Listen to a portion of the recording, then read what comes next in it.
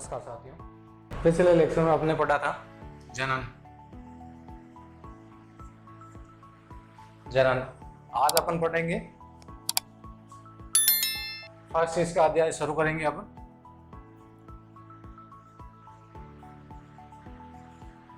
पादप में प्रजनन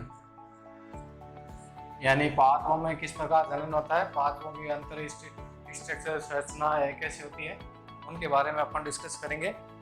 और पादप में क्या क्या पार्ट्स होते हैं, कौन कौन से ऑर्गन होते हैं, उनके बारे में भी चर्चा करेंगे अपन।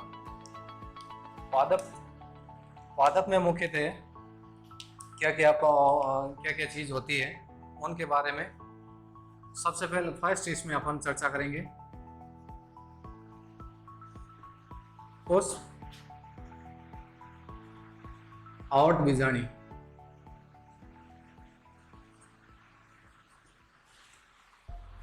पुष्प, आवट बीजाणी या बीजाणियों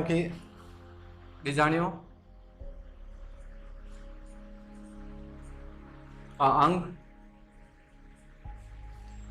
सेकेंड इसमें चर्चा करेंगे अपन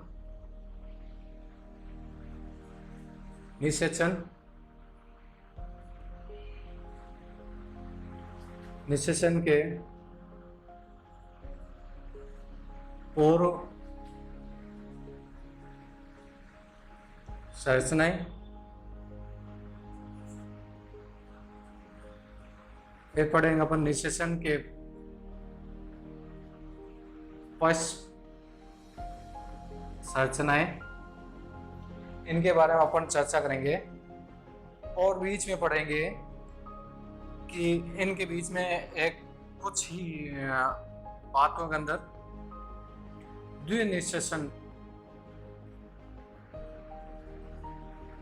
द्विनिषेचन होता है। यानी पादप प्रजनन के अंदर अपन ये आज टॉपिक क्लियर करेंगे। पादप आवट बीजाणुओं का अंग कौन कौन से हैं, इनमें क्या क्या संरचनाएं पाई जाती हैं, निषेचन के पूर्व इसमें क्या क्या संरचनाएं होती हैं, और निषेचन के बाद में कौन कौन से परिवर्तन आते हैं उनके बारे में, और द्विनिषेचन किन किन में होता है वो भी अपन इसके बारे में डिस्कस करेंगे। फर्स्ट अपन लेते हैं सबसे पहले, यानी कल अपन बताया था पादप प्रजनन, पादप में कौन कौन से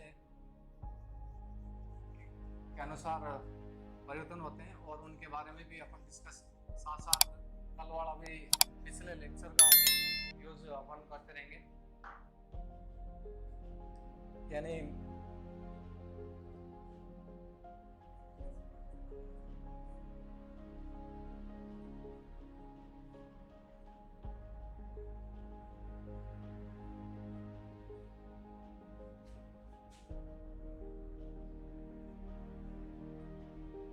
पुष्प बीजाणु आवतों का अंग कौन कौन से हैं, उनके बारे में अपन आज थोड़ा डिस्कस कर लेते हैं कि पादपों के अंदर पुष्प कौन कौन से, उसकी से क्या होती है, पुष्पों के अंदर क्या क्या भाग पाए जाते हैं, उनके बारे में भी अपन चर्चा कर लेते हैं। जैसे आपने देखा होगा पुष्प के अंदर क्या क्या चीज़ें होती हैं।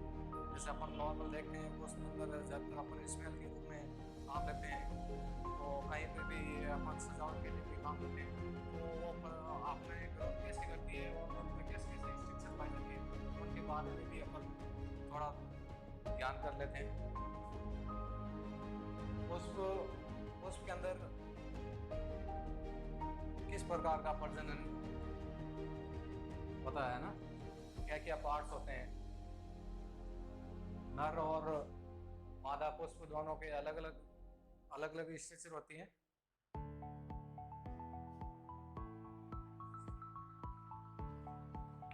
जैसे एक ये पुष्प है ना,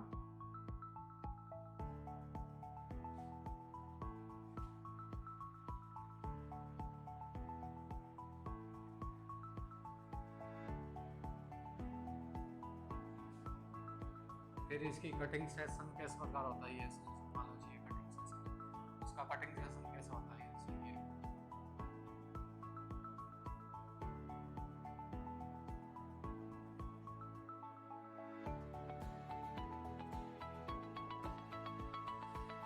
कैसा होता है ये पुष्प, ठीक ठीक है। इनमें ये क्या है, जैसे ये है, इसको बोलते हैं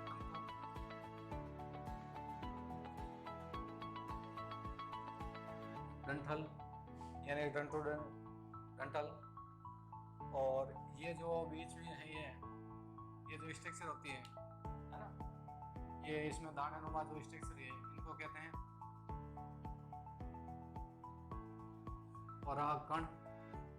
यानी कि परागकण ही जो स्ट्रक्चर होती है ना, वो ही प्रजनन के अंदर मुख्यतः भाग लेते हैं, परागकण ही।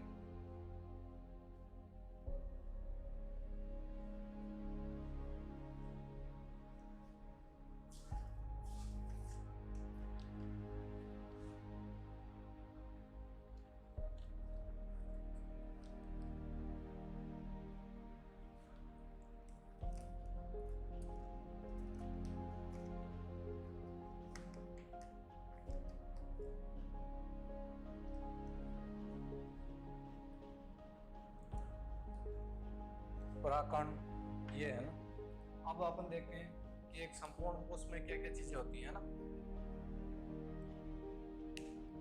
ये तो हो गई उनमें जो स्टेज होती है परागकण के बारे में। अपन देखते हैं जैसे एक कोश में है ना,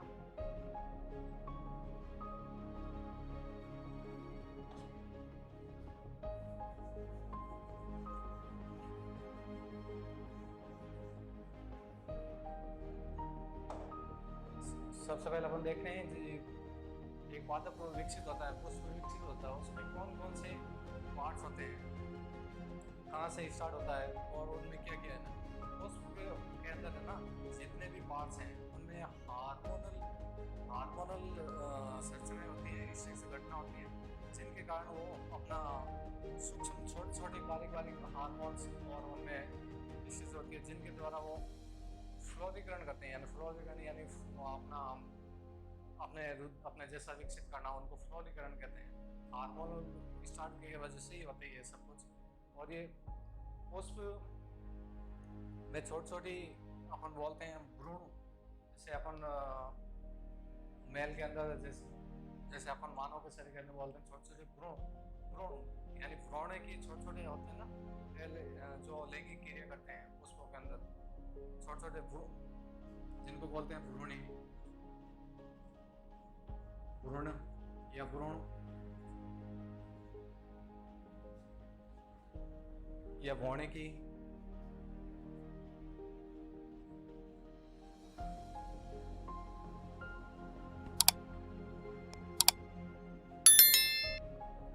अब अपन देखते हैं कि ये जैसे मान लो ये पुष्प है ना,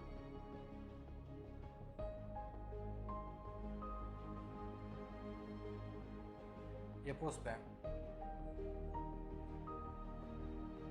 इसमें पुष्प में क्या क्या चीजें होती है ना, वो देखते हैं।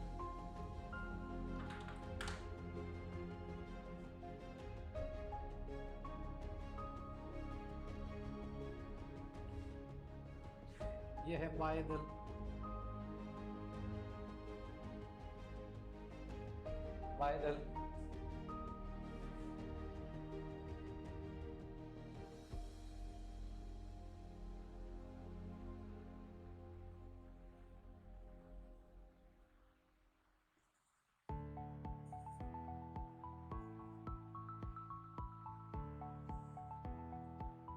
ये जो पार्ट्स हैं, ठीक है, इनको कहते हैं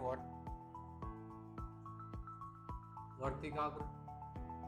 और ये जो डंठल नुमा है इसको कहते हैं वर्तिका। ये जो यहाँ का हिस्सा है पुष्प के अंदर, वो कहलाता है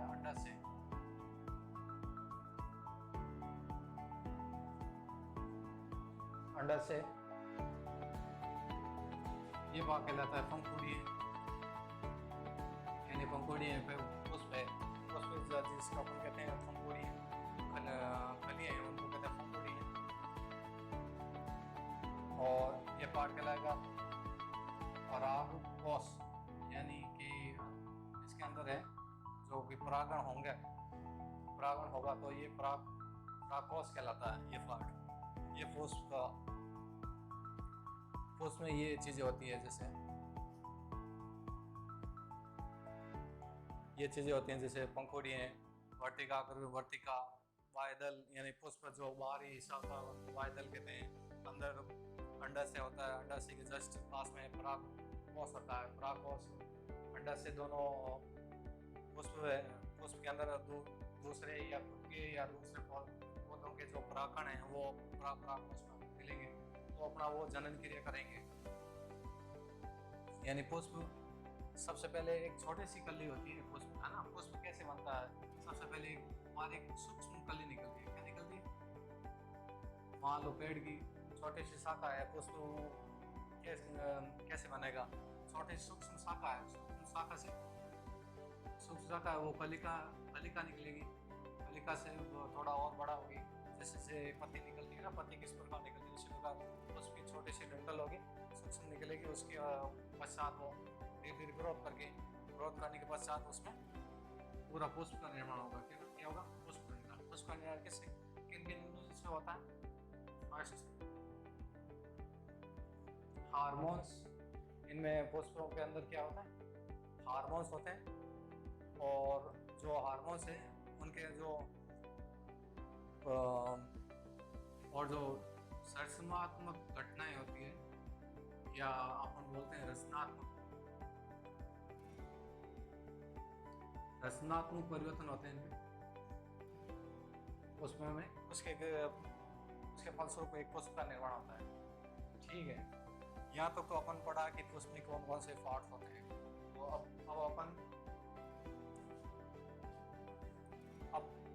अब देखेंगे अपन पुष्पों के अंदर क्या क्या जो एक एक स्ट्रक्चर होती हैं उनमें क्या क्या किस प्रकार की होती है वो अपन देख लेते हैं।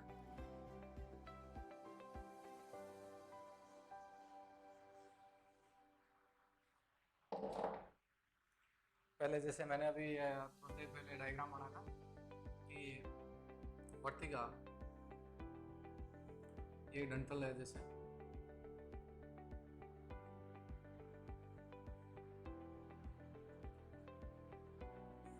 ये पुष्प के अंदर एक वर्तिका होती है। तो वर्तिका के अंदर क्या क्या, जैसे अपन वर्तिका क्या होती है, चतुष्कोणीय होती है, एक लंबी और सूक्ष्म छड़ी, अपन बारीक बोलते हैं बारीक छड़ी नुमा विशेष होती है, उनके ऊपर एक गांठ नुमा संरचना होती है। ठीक है, ये गांठ नुमा संरचना किस प्रकार होती है, चतुष्कोणीय होती है, 4 कोणों वाली एक स्ट्रक्चर होती है। सभी पौधों में अपने अपने स्ट्रक्चर के हिसाब से अलग अलग होती है।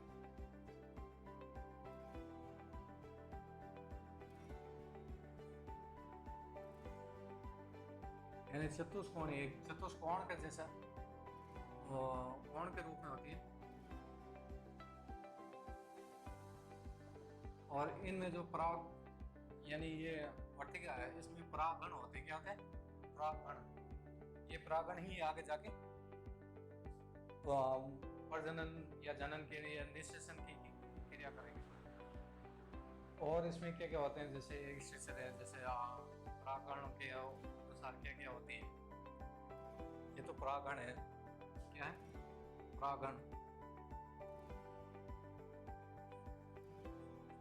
ये परागण है। और ये जैसे ये पार्ट अभी मैंने बताया था वर्तिका, डंठल या तंतु बोलते हैं, या ये पूरी वर्तिका है, ये वर्तिकाग्र। वर्तिकाग्र के अंदर परागण के उपस्थित होते हैं। और ये ठीक है, ये जो है ना, ये चतुष्कोणीय संरचना, इनमें मुख्य पार्ट है प्रजनन का, एक हिस्सा है जो भाग लेता है जनन के लिए।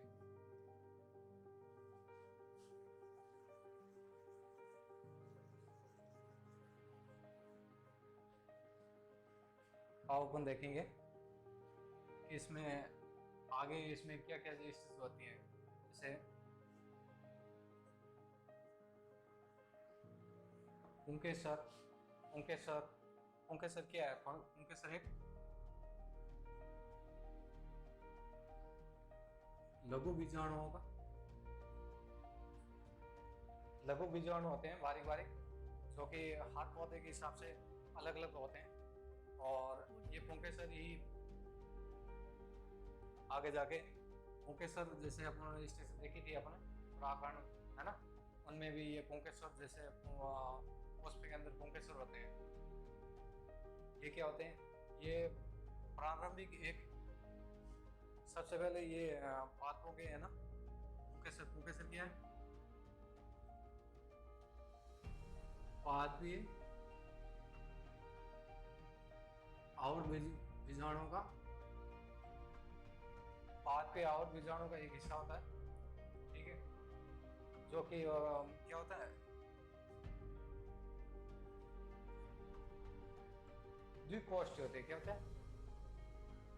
द्विकोष्ठीय। या अपन बोल सकते हैं दो पाले में। क्या होता है? ये पुंकेसर, अभी जैसे ये आप हिस्ट्री से बताई थी, इनको कहते हैं पुंकेसर। क्या कहते हैं? ये पुंकेसर है। ये क्या होती है? ये पादपीय द्विकोष्ठी, यानी दो कोष्ठों के अंदर होता है।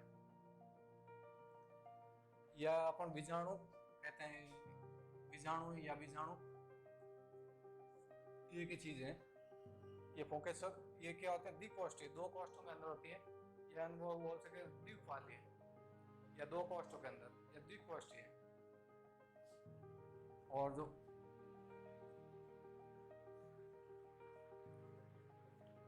अब इनका वो अगला पार्ट है प्राकोष। प्राकोष कैसा होता है? पुंकेसर को होगा द्विकोष्ठी। प्राकोष, प्राकोष होता है, प्राकोष कैसा होगा? प्राकोष जैसे अपन ने नीचे अभी यहाँ पुष्प अंदर नीचे स्ट्रिक्स देखी थी, ये ऐसा ऐसा होता है स्ट्रिक्स, तो ये पुष्प अंदर प्राकोष जैसे अंडा से के जस्ट पास में प्राकोष, यानी इसमें ही अपन पढ़ेंगे आगे, जगह परागण आके मिलेंगे तो ये आगे ग्रोथ करेगा। परागण है, ये प्राकोष है, ये होता है चतुष्कोशी। क्या होता है? चतुष्कोष्ठी, यानी चार पालियों या चतुष्कोष्ठी या चार अलग अलग ढांचेनुमा स्थित होती है इसमें। चार चतुष्कोशीय लघु बीजाणु क्या होते हैं? लघु बीजाणु यानी बीजाणु मतलब छोटे छोटे हिस्से, ये चार हिस्से हैं ऐसा लघु बीजाणु के, यहाँ छोटे छोटे चार हिस्से होंगे इनमें, तो ये लघु बीजाणु कहलाते हैं। क्या कहलाते हैं? लघु बीजाणु। लघु बीजाणु अपन यहाँ तक देखा, लघु बीजाणु। अब नेक्स्ट इसका एक और पार्ट्स हैं।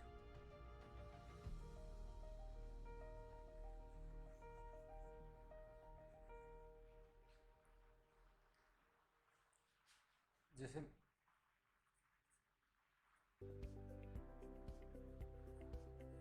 लघु बीजाणु की संरचना, यानी लघु बीजाणु है उनकी संरचना कैसे होती है ना, लघु बीजाणु की संरचना है। अब लघु बीजाणु में क्या उनको से पार्ट पाए जाते हैं, उनके बारे में अपन चर्चा करेंगे। सबसे पहले अपन एक स्ट्रक्चर बनाते हैं ना, इस स्ट्रक्चर से अपन सब कुछ देखेंगे कि इनमें किस प्रकार का स्ट्रक्चर होती है लघु बीजाणु।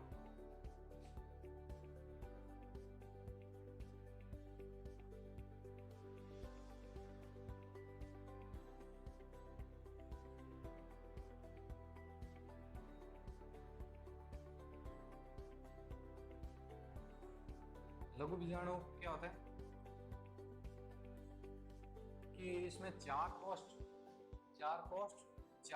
मतलब चार परतें और चार चौकोर, यानी इसको बोल सकते हैं, और ये परतों में होता है अलग अलग, यानी इनमें तीन परतें क्या होती है? तीन लेयर के रूप में स्ट्रक्चर होती है, थ्री लेयर में, और ये हम परागण होते हैं। ये लघु बीजाणु के इनमें जो स्ट्रक्चर होती है ना, तो इस प्रकार की होती है। अब अपन एक इसकी अगर यहाँ का छोटा सा हिस्सा अपन देखें, इसका इसे कि अपन कटिंग देखें, कटिंग स्लाइड देखें, कटिंग स्लाइड कैसे होती है आपको बता।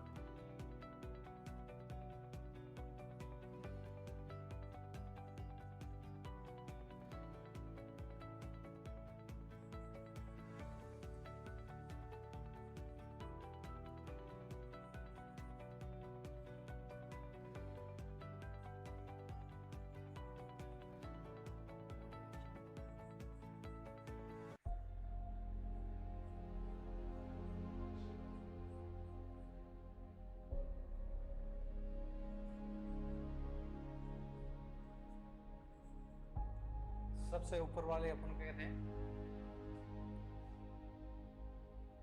बाह्य लेयर, क्या कहते हैं, बाह्य परत। इसको बीच वाले को कहते हैं अंत्यकोष्ठ या अंत्यकोशीय, यानी बीच वाली जो परत अंत्यकोष्ठीय, या इसको कहते हैं पेडल वाले, या बाह्य को कहते हैं एपिडर्मिस, अपन एपिडर्मिस भी कह सकते हैं। और अंदर वाले को कहते हैं एंडोडर्मिस, अंदर वाले को एंडोडर्मिस। और एंडोडर्मिस के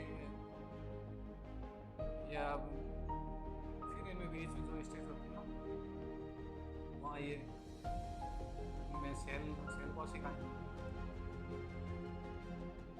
ये परागकण होते हैं। जैसे जैसे ये परिपक्व होंगे पौधों के अंदर, परिपक्व होंगे तो वो जैसे जैसे ग्रोथ करेंगे ना, तो फिर वो आगे कैसे होगी, आगे कैसे स्थिति होगी। जैसे अपन पूरा एक, अब इसके पूरे स्ट्रक्चर और पूरा एक परागकण है, उसका भाग के बारे में पूरा अपन चर्चा कर लेते हैं। ये तो इनमें ये संरचना है 3 लेयर की, यानी इनमें तीनों जो लेयर होती हैं वो कौन कौन सी कैसे होती है, वो ये लेयर है।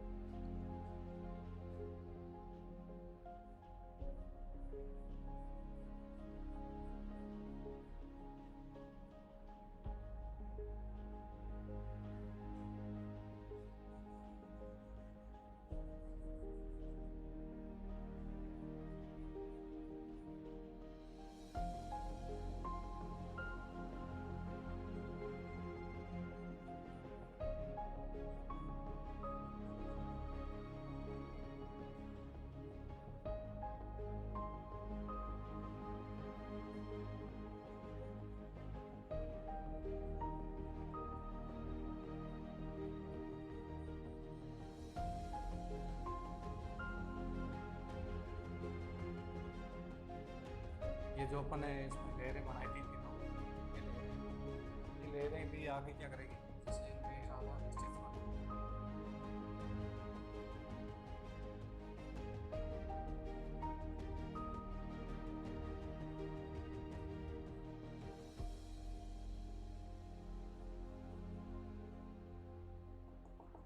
जो परिपक्व हो चुके हैं, क्या परागण जो परिपक्व हो गए वो क्या करेंगे, जैसे ही ये परागकोश पूर्ण रूप से विकसित हो जाएगा, परिपक्व हो जाएगा, परिपक्व होने पर पश्चात ये अपना क्या होगी, इसमें फट जाएगा, यानी टूट जाएगा किसी कारण से, या अपना जैसे भी कोई भी चीज़ वो फ्रूट्स, जैसे कोई भी फल है वो पकता तो अपना फूट जाता ना, या जो फूल है कभी अपने पकने के बाद अपना वो नीचे से फूट जाता है, यानी उसमें एक तरह से अपन बोल सकते हैं क्रैक आता है। वो क्रैक जैसे क्रैक की जैसे ये परागण है ये पूरा विकसित होंगे, तो वो अपना जैसे अपन देखे सबसे पहले अपन रास्ता के अंदर यानी अपन देखे होंगे छोटे छोटे ओक का पौधा होता है, उनमें जैसे वो एक फल रूपा छोटा सा हिस्सा होता है, जिसमें वो जैसे पूरा पकता है वो फूटता है, फूटने के पश्चात उसमें अपन जैसे कहते हैं कि वो छोटे छोटे फूल हैं उसमें बिखरते हैं, वो चारों तरफ हवा में उड़ते हैं, जैसे यही कोई परागण है, यानी उसके बीज है। तो बारी बारी जैसे जैसे होंगे ये जैसे हवा के, या ये फूट परिपक्व होने के बाद ये अपना फूट जाएंगे, कट जाएंगे, बिखर जाएंगे, बिखरने के पश्चात ये हवा या दूसरे जीव उनके द्वारा ये इधर से उधर कहीं कहीं हर जगह अपने हिसाब से किसी जीव के साथ गया तो जीव के साथ कैसे जाएगा, जीव जैसे कोई भी कीट पतंगे इसमें बैठेंगे तो कीट पैरों के ऊपर जो लसा होता है उनमें वो चिपक जाते हैं, तो वो जाके दूसरे पौधों पर जाते हैं, फिर दूसरे पौधे से उसमें परागण की क्रिया होती है, जिसके द्वारा वो एक नए वापस प्रजनन की वहाँ जाके प्रजनन करते हैं, वो परागण है। तो ये हवा से भी फैलते हैं, कीट पतंगों से भी, किसी भी प्रकार से पानी से यानी ये फैलते रहते हैं, तो ये इन्हीं के द्वारा परागण होता है।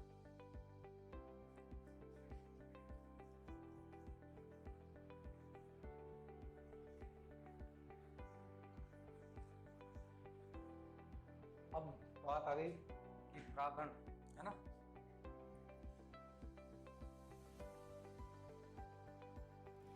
परागण, परागण क्या है? परागण, परागण के अंदर नर और मादा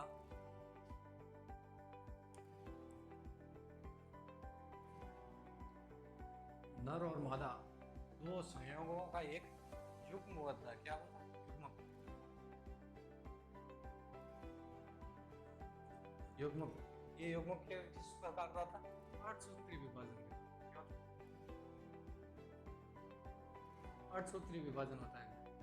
8 सूत्री मतलब आधे गुण तो मादा के, आधा नर के, आधे नर और मादा, यानी आधा तो नर के गुण होंगे और आधा मादा के गुण होंगे, दोनों मिलेंगे तो एक संपूर्ण एक कोष का रूप धारण करेंगे। बात करते हैं परागण। परागण क्या है? परागण तो नर और मादा पुष्पों को, नर और मादा के हिस्से से जो गुणसूत्री हैं उनका एक युग्म बनता है 8 सूत्री विभाजन के द्वारा, यानी एक निषेचन की क्रिया होता है, जिसमें उनमें क्या होता है? निषेचन होगा तो ये परागण नया एक नई संतति के रूप में एक विकसित होगा, यानी नई संतति के रूप में विकसित होना ही परागण कहलाता है। और जो परागण कहलाता है वो परागण है,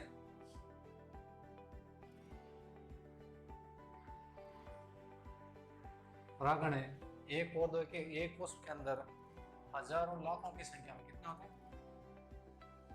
हजारों लाखों की संख्या में ये उपस्थित होते हैं। और जो परागण की स्थिति रही है, यह बाह्य खोल है ना, ये एक पतली सी झिल्ली, सूक्ष्म झिल्ली के रूप में था। वो पतली झिल्ली, सूक्ष्म झिल्ली किसकी बनी होती है? सेलुलोज की बनी होती है। किसकी बनी होती है?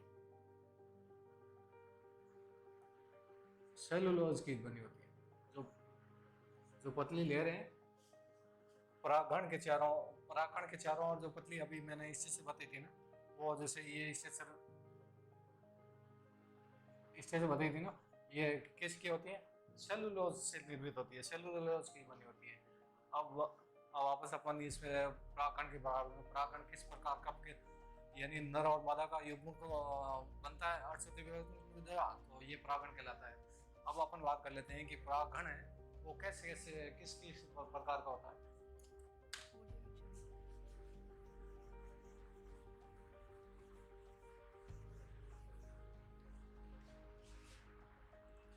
परागण है, परागण के टाइप अपन, यानी कितने प्रकार का परागण होता है। फर्स्ट, स्वनिषेचन, या अपन बोल सकते हैं स्वनिषेचन।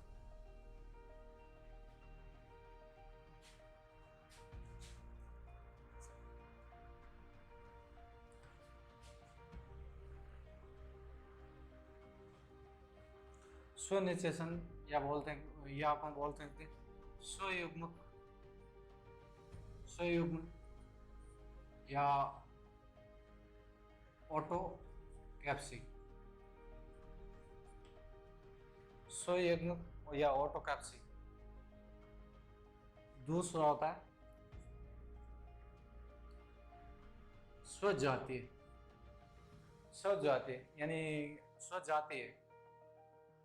और तीसरा होता है इसमें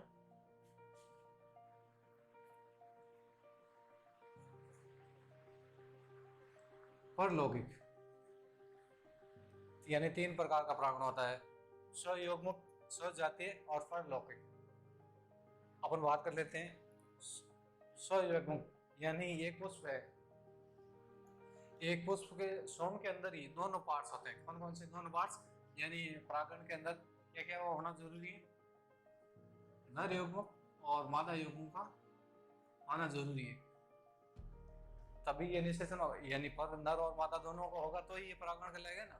तो स्व यानी नर और मादा दोनों पार्ट्स हैं, एक पुष्प है, उसमें स्वयं के अंदर एक तरफ तो मादा और एक नर, दोनों की स्थिति होती है। नर और मादा दोनों प्रकार के एक ही पुष्प में दोनों स्थिति होती है। नर और मादा की, वही आपस में क्रिया करेंगे, दोनों परागण करेंगे, तो ये परागण स्वयं कहलाते हैं, यानी ऑटोकैप्सी, यानी ऑटोमेटिक, यानी अपना ही, ऑटोकैप्सी मतलब अपना ही, खुद का ही, यानी ये फूल है वो खुद का ही अपना ही प्रजनन का जनन क्रिया करता है, अपने अंदर ही पूरा सब कुछ, उसमें नर और मादा स्टेशन की होती है। और स्वजातीय, स्वजातीय में, स्वजाति का मतलब है अपनी ही जाति, अपनी ही जाति का मतलब है जैसे पौधा है, पौधे का ऊपर देखते हैं बहुत सारे पुष्प होते हैं एक ही पौधे के ऊपर, तो वो क्या करते हैं, स्वजाति मतलब अपनी ही जाति का, जो एक पुष्प है, एक पुष्प है, उसमें क्या होगा, स्वजाति में, एक में तो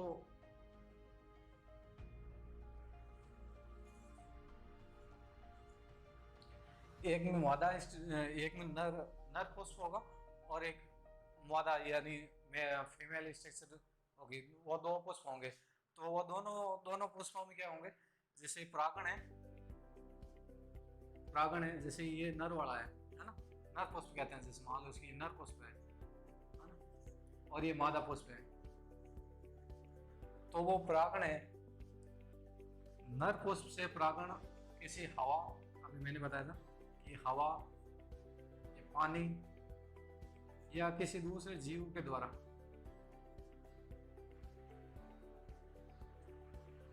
ये परागण है, मादा पुष्प में ट्रांसफर होंगे, क्या होंगे, मादा पुष्प के अंदर ट्रांसफर होंगे, तो वे कली का नई नए एक पुष्प का निर्माण होगा, जिसके अंदर बीजांड है, वो बीजांड, मादा बीजांड है, वो भी पूरा विकसित होके पूरा नया स्टेज बनाएगा, यानी नर है, नर तो वो तो छोटा सा कली के जैसा छोटा सा फूल है, वो तो नर नर पुष्प कहलाता है, और जो मादा पुष्प है जो बड़ा होता है, जिसमें कि जनन क्रिया होती है, प्रजनन क्रिया होती है, वो एक पूरा युग्मक बनाता है, यानी और सब युग्मक में तो दोनों एक ही, नर और मादा दोनों एक में ही थे, और इसमें सो जाते मतलब एक ही पौधे के, एक ही पौधा है, उसका दूसरा पौधे के द्वारा अपनी क्रिया करता है, दूसरा पौधा नहीं, एक ही पौधा अपने दूसरे फूल है ना, वो फूल के अंदर जो परागण होते हैं, वो परागण अपने ट्रांसफर होंगे, तो वो तो होते दोनों इसमें एक ही फूल में, अब होता परलौकिक मतलब होता है दूसरा, एक पौधा है, जैसे आपने सुना होगा नर, एक तो नर पौधा होता है, नर पौधा, एक होता है मादा,